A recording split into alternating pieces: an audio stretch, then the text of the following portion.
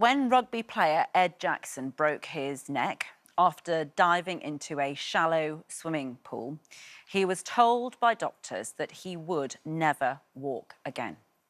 But 8 years on, Ed has defied expectations and climbed Snowdonia, the Alps and the Himalayas. And he's sharing his inspirational story in a new film called The Mountain Within Me. I was in a pretty dark place. Many times I thought, I don't want to be here anymore. Oh, sorry.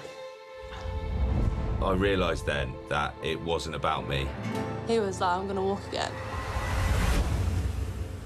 Don't speak too soon. I wanted to rewrite the rule book of what is possible in life.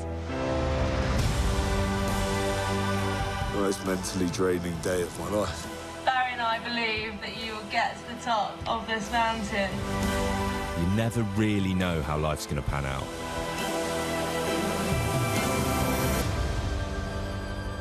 I'm not scared of dying. I'm scared of not really living. It's one of the most captivating, spellbinding films I've seen in a very, very long time. Congratulations on this film. Welcome, Ed, and wife, Lois. Gosh, where to begin? I think that, obviously, at the beginning of this film, Ed, you describe that moment.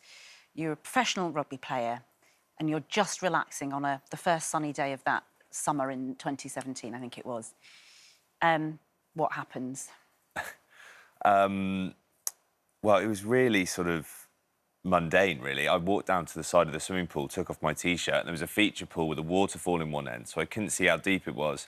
And I just jumped and dived in to cool off. And what I thought was 7 or 8 feet deep turned out to only be 3 feet deep. So I hit my head very hard on the bottom of the pool and ended up dislocating my C6 and C7 vertebrae, which rendered me completely paralysed from the shoulders down, which of course isn't ideal when you're in a swimming pool. But fortunately, my dad and one of my friends were there, and they pulled me to the surface. Your dad being a doctor? My dad being a retired GP, which was really fortunate because he knew to keep me in the pool and not try and get me out straight away, to keep me still, which probably saved my life at the time. But then I did end up getting resuscitated 3 times in the ambulance, so obviously puts a bit of a different spin on how lucky I am to be here at all, really, never mind hobbling up mountains. And on your Instagram, you put simply "bit wobbly" as your description of yourself. Yeah. Lois, it's a story about you, but what I realised very quickly watching the film is that for you, this is a story about Lois. It's a story about the people who helped you, who are remarkable. It's a story about your mum. It's a story about your dad. It really is for you, weirdly, less about you, but more about everybody else. And I think that's really hard to explain unless you watch the film, Lois. Just explain that in a way. Yeah, well, I suppose when somebody goes through a traumatic experience, it's not just the person going through it that has to experience it. It is the family, it is the partner that are picking up the pieces. And I think you've always said, haven't you, he was just worried about how I was dealing with it, and I was worried about how he was dealing with it. But you don't kind of communicate that in those early stages. You're just both putting on a brave face and trying to pretend everything's fine, but then go and cry in isolation. Yeah, so. And the first time I cried in the film, watching it was about 10 minutes in or 14 minutes in when you said you were putting on a brave face for your friends, your family who were coming in, being the joker in a way, whilst you literally couldn't move. And then when it came to evening time and everybody would go, that's when all those awful, dark thoughts come in. And you, on the drive home, that's when you would weep. Yeah, definitely. I try and, ring a friend on the way home because I was just... You know, that's when you fall apart a bit, when you're in your own thoughts. But we were so lucky. I had a really good support network around me with my friends and, Ed's family, my family. So I massively lent on them. So that then I could, turn up to the hospital and just be, bright-eyed and, you know, we're going to do this today. It's extraordinary. And just, I mean, it's impossible to do all this conversation in such a short time because you've literally got to watch the film. It's so amazing. But your big toe plays a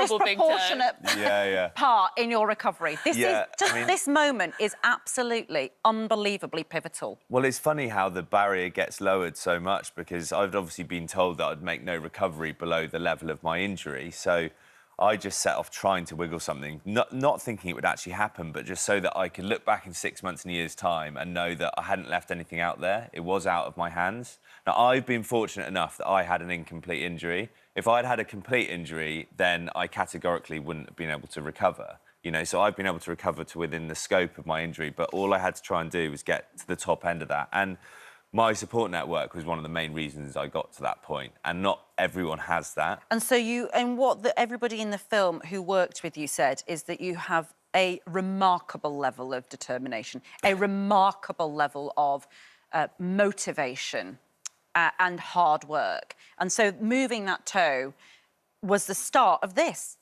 It's incredible. Yeah. And you decided that not only were you going to walk, but you were going to climb mountains. What have you done, and how hard has that been?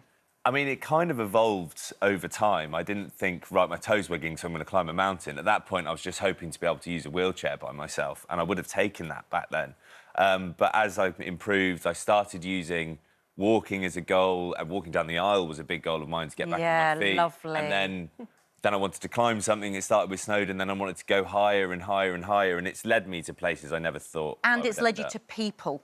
Who you want to inspire, and you have inspired loads. Tell us about the charity, and because you've changed career, you've become a life coach for people with injuries and so on. Yeah. It's changed both of your lives in a kind of.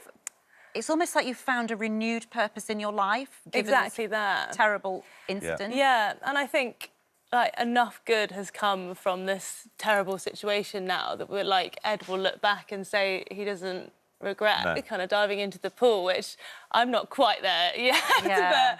But that is the amazing part about the charity, is that we can now see these incredible beneficiaries work so hard to get to where they want to be. And so I get to life coach them through that as well. So, And so you've both found a renewed purpose. Yeah. I received so much inspiration and support from other people who'd been through things before.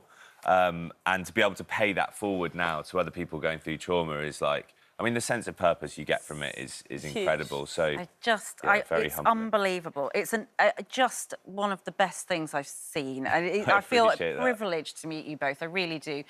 You can watch The Mountain Within Me, and it's in cinemas from next Friday. I honestly, take your family to watch it. I want my son to watch it. I want my partner to watch it. It's one of those that you think everybody must watch this. It's absolutely brilliant. Congratulations. Thanks and good very luck much. with everything. Thank you You're so doing much. an amazing thing. Appreciate it.